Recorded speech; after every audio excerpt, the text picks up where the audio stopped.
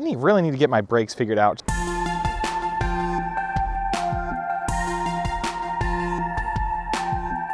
Oh, this thing pulls so hard.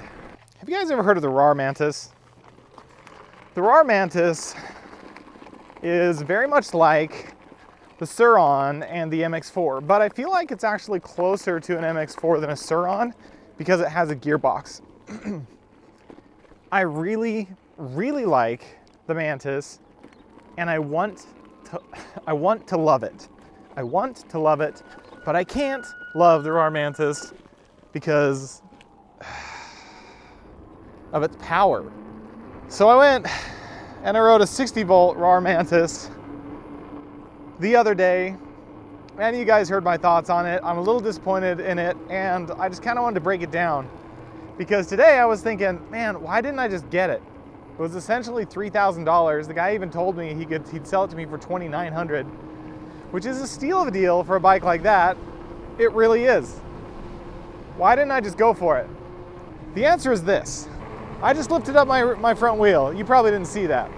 I'm not even sitting back. Let's sit back and do that again. Well, I'm rolling at 20 miles an hour.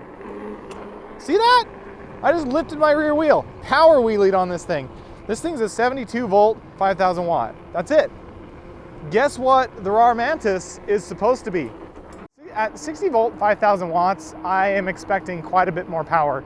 I don't know what they did. I don't know how it's tuned, but it feels so incredibly weak. And I imagine it has something to do with the controller that they paired it with, how it just has, maybe it's really low on the amperage or something. I mean, I think it had a 125 amp breaker on it.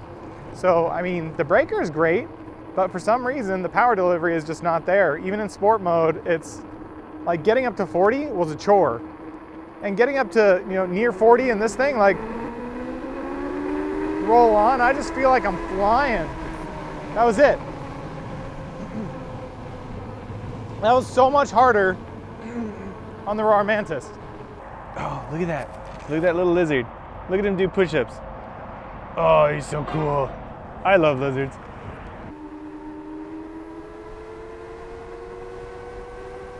So at the beginning of this video, my brakes were squeaking really, really bad. And then by the end of this video, I was bedding in my brakes. When you saw the front and rear smoking, that was me bedding my brakes. So I would go 50 miles an hour, then I'd turn off my bike, and then I would slam on one brake. And I've got 100 pounds of my bike, plus 200-pound me, 300 pounds worth of stopping power, and I stop as quickly as I can, putting a lot of heat into the rotor and also the pads.